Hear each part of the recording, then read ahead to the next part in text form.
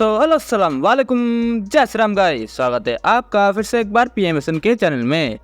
आज हम बात करने वाले हैं मार्वल के दो ऐसे कैरेक्टर्स के बारे में जिनकी पावर्स का मुकाबला करना बहुत ही मुश्किल है। एक तरफ है ऑल गॉडफादर ओडिन, जिनके पास अपनी ओडिन फोर्स की भी पावर्स है और वो अपने इस पावर की मदद से किसी को भी चुटकियों में हरा सकते हैं। और वहीं दूसरी तरफ है गॉर द गॉड बुचर, जिसके पास नेक्रो स्वॉर्ड की पावर्स है और इस पावर की मदद से ना जाने उसने अब तक कितने गॉड्स को मौत के घाट उतार चुका है।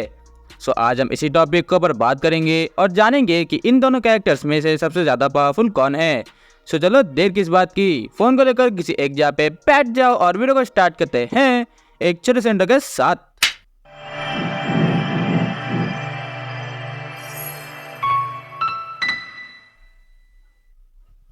देखो, ओडिन के बारे में तो सभी को यह पता ही है कि सबसे पहले वो एक गॉड है और वो एसगार्ड का राजा भी था और उसके पास कई हजारों सालों की वॉर एक्सपीरियंस भी रह चुकी है।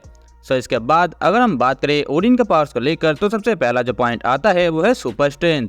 ओडिन एक एसगार्डियन किंग और गॉड होने के नाते उसके पास बहुत अच्छी स्ट्रेंथ है। उसके इस पावर का मुकाबला हेला और थॉर भी नहीं कर सकते और हमने तो यह देखा ही है कि वह कैसे अपने इसी पावर की मदद से फर्स्ट जायंट को भी हरा देता है।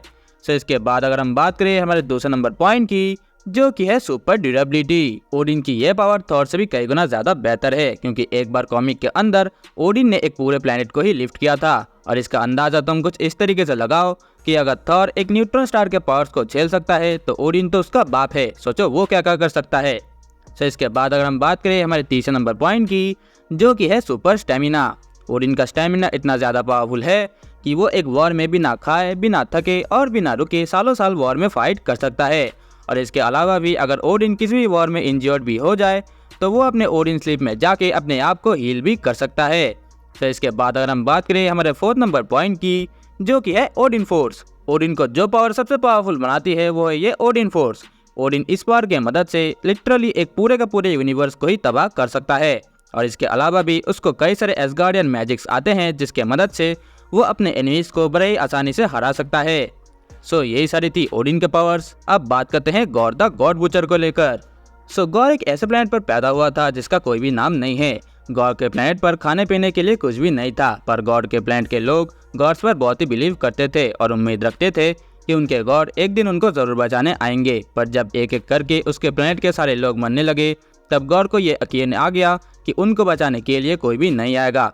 उसके कई दिनों बाद जब सडनली गॉर को दो गॉड्स लड़ते हुए दिखते हैं तब उनमें से एक गॉड गॉड से हेल्प मांगने लगता है और तभी गॉड गुस्से में आकर उस दूसरे ब्लैक गॉड के वेपन का एक छोटा सा टुकड़ा लेकर उस हेल्प मांगने वाले गॉड को मार देता है, जिसके बाद वो वेपन गॉड के बॉडी से बॉन्ड बना लेता है और उसी की वजह से गॉड को इतनी सारी पावर्स मिलती है। अगर हम बात करें गॉड के पावर्स को लेकर तो सबसे पहला जो पॉइंट आता है वो है सुपर ह्यूमन ड्यूरेबिलिटी। गॉड के पास नेक्रो शॉट होने की वजह से उसके पास बहुत ही अच्छी ड्यूरेबिलिटी भी है, क्योंकि इस शॉट को गॉड्स को मारने के लिए ही बनाया गया था। गॉड ने यूनिवर्स के लगभग सारे गॉड्स को ही मार दिया था और जो गॉड कमजोर थे उन्हें अपना नौकर बना लिया था। गॉड ने कॉमिक के अंदर अकेले ही पास्ट, प्रेजेंट और फ्यूचर वाले थॉर को बीट किया है। इसके बाद अगर हम बात करें हमारे दूसरे नंबर पॉइंट की, जो कि है Superman strength. God the God butcher की स्ट्रेंथ इतनी ज्यादा है कि वो अपने एक ही अटैक से एक पूरे के पूरे प्लैनेट्स को ही डिस्ट्रॉय कर सकता है। कॉमिक के अंदर थॉर गॉड के ऊपर 2 मियोनियर से एक साथ लाइटनिंग स्ट्राइक मारता है तब भी उसको कुछ भी फर्क नहीं होता। और इसके अलावा ओल्ड किंग थॉर गॉड के ऊपर इतना पावरफुल अटैक करता है कि गॉड कई मील दूर जाकर गिरता है, पर यह भूतनिका वहां से भी वापस आ जाता है। इसके बाद अगर हम बात करें हमारे तीसरे नंबर पॉइंट की, जो कि है हीलिंग फैक्टर। गॉड के पास नेक्रो स्वॉर्ड है, जिस नेक्रो स्वॉर्ड से सिम्बियोट जैसे पावरफुल रेस का क्रिएशन हुआ है और इस नेक्रो स्वॉर्ड की मदद से गॉड अपने इंजरीज को बहुत ही जल्द हील कर सकता है और अपने बॉडी पार्ट्स को फिर से रीजनरेट भी कर सकता है। कॉमिक्स के अंदर एक बार यंग थॉर उसके हाथ को काट कर उसके बॉडी के टुकड़े टुकड़े कर देता है, उसके बाद भी वो खुद को रीजनरेट कर लेता है, जिसका मतलब उसके पास जब तक नेक्रो स्वॉर्ड है तब तक गॉड को कोई भी नहीं हरा सकता। देखो, इस कंपैरिजन को देखते हुए मुझे तो ये लगता है कि ओडिन ही जीतेगा। देखो, इसमें कोई भी शक नहीं कि गॉड बहुत ही पावरफुल है। उसने अपने नेक्रो स्वॉर्ड की मदद से 1500 से भी ज्यादा गॉड्स को मारा है, जिनमें से कई गॉड्स बहुत ही पावरफुल भी थे, जैसे कि था पेलिगर।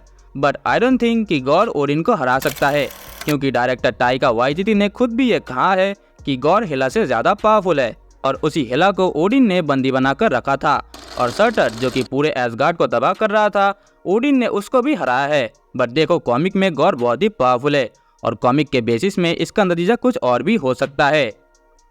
देखो, ये तो सिर्फ मेरी ओपिनियन थी, सबके ओपिनियंस अलग अलग होते हैं।